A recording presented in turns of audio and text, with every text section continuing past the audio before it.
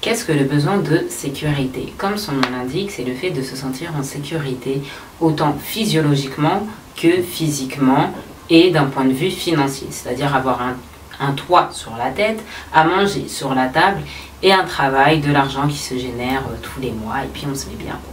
Ce besoin, lorsque l'on est français d'origine étrangère, plus précisément afro-descendant. Ce besoin de sécurité ne va pas tourner uniquement autour de notre petite personne. Non, le besoin de sécurité, il va se voir à une échelle plus grande, à un cercle plus large. Il ne s'agit pas que de nous, il s'agit de notre fratrie, il s'agit de nos aînés, il s'agit de nos parents, il s'agit de la famille avec un grand F selon certains cas.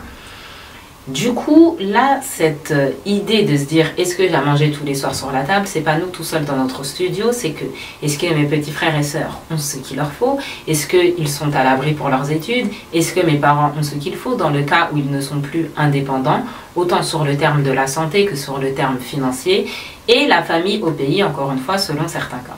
Là, vous l'aurez compris, c'est beaucoup plus challengeant quand il ne s'agit pas de notre petite personne. Comment faire face à ce besoin lorsque nos revenus et notre compte en banque ne dépendent pas seulement que de nous, mais incluent aussi tout un groupe de personnes derrière nous. Je ne vous dirai pas de faire un choix du style c'est vous, vous êtes votre priorité, vous avant tout, et d'oublier justement, sans prendre en compte, tout ce bagage culturel que vous trimballez derrière. Je vous dirais pas non plus de rester dans ce chemin rocailleux, compliqué, où vous vous cherchez parce que vous-même, ça commence à vous noyer, à vous mettre la tête sous l'eau. Et au final, votre besoin de sécurité pour vous, même si on revient à votre petite personne, est aussi mis en danger.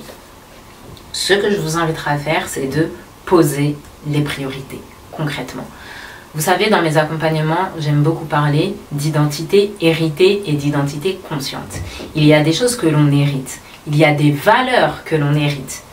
Et dans l'inconscient, on pense qu'elles nous appartiennent aussi, alors qu'aujourd'hui, lorsqu'on s'assoit adulte face à notre reflet dans le miroir, on se rend compte que non, ok, j'ai hérité de valeurs très nobles, très belles, très propres, et qui me boostent jusqu'à aujourd'hui, mais pour d'autres, bah non, en fait, c'était pas moi. En fait, je pensais, mais enfin, il y a quelque chose.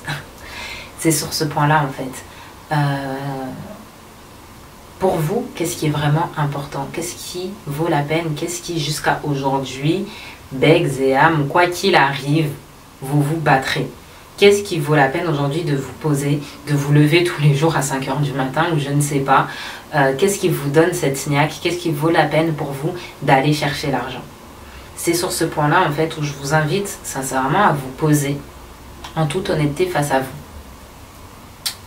Et de voir pour qui ou pourquoi, parce qu'au-delà du qui, il y a aussi le quoi. Ça peut être des enjeux de santé, ça peut être des enjeux d'avenir professionnel aussi, les études de quelqu'un que vous avez en charge, enfin peu importe.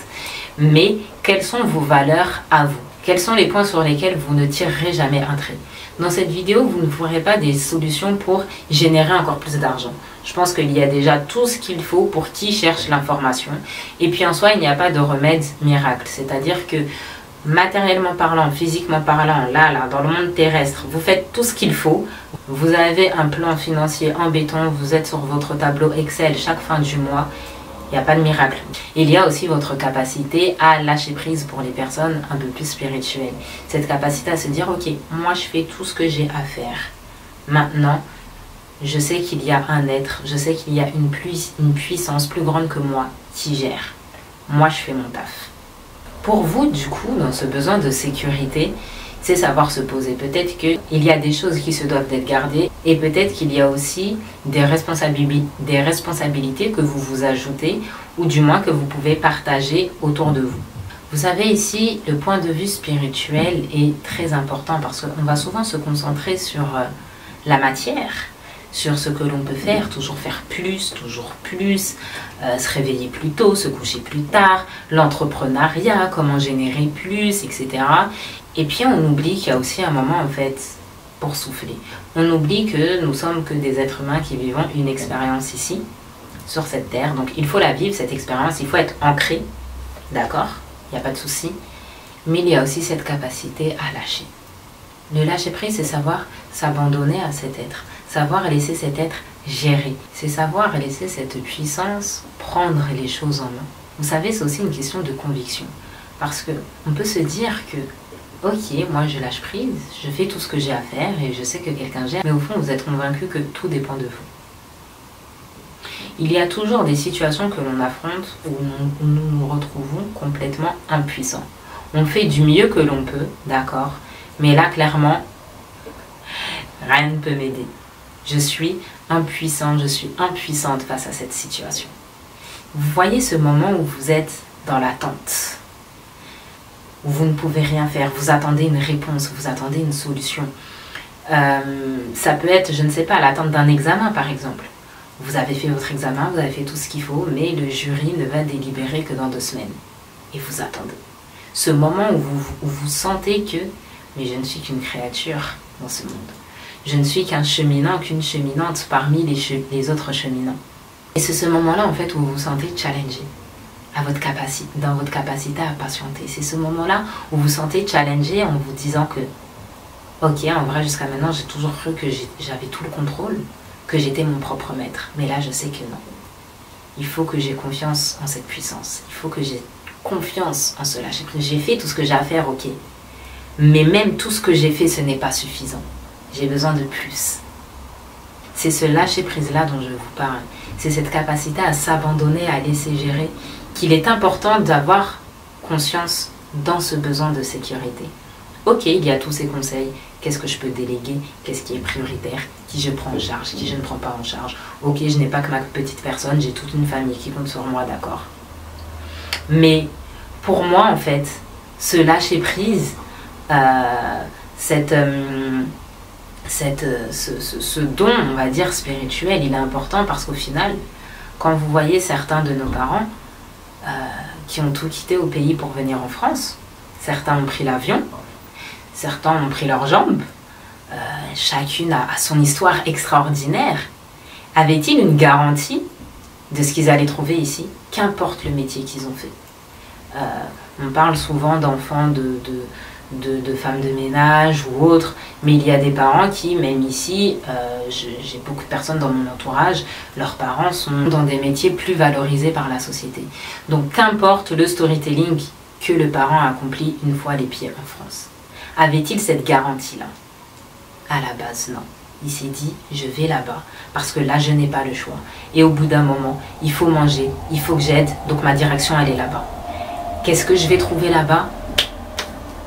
Lâcher prise. Aujourd'hui, on est beaucoup moins challengé, nous ne sommes pas dans cette situation d'urgence, et pourtant, il suffit qu'on regarde notre solde bancaire pour se sentir en PLS, pour se sentir littéralement en PLS. Et c'est ça, en fait. Aujourd'hui, je trouve qu'on a eu la chance d'aller à l'école, on a une certaine éducation. En plus de cette éducation, on a hérité du mental de guerrier de nos parents. Et on se sent beaucoup plus démunis qu'eux face à une situation pécuniaire difficile.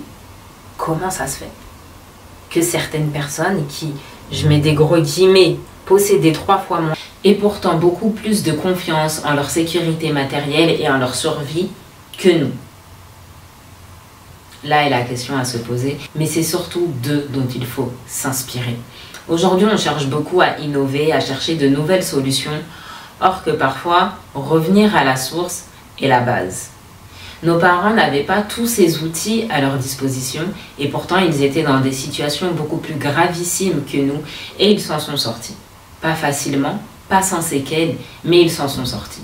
Que dire de nous, aujourd'hui, qui ne sommes pas dans cette situation d'urgence et qui avons toutes les ressources nécessaires pour bâtir cette confiance, pour bâtir cette sécurité. Vous l'aurez compris, pour ce besoin de sécurité, là où je veux tout d'abord en venir, c'est que, premier point, est-ce que vous avez des responsabilités que vous pouvez déléguer ou partager?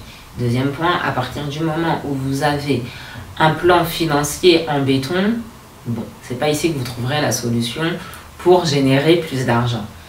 Et troisième point, savoir lâcher prise, savoir avoir cette confiance, comme nos parents l'ont eu avant nous.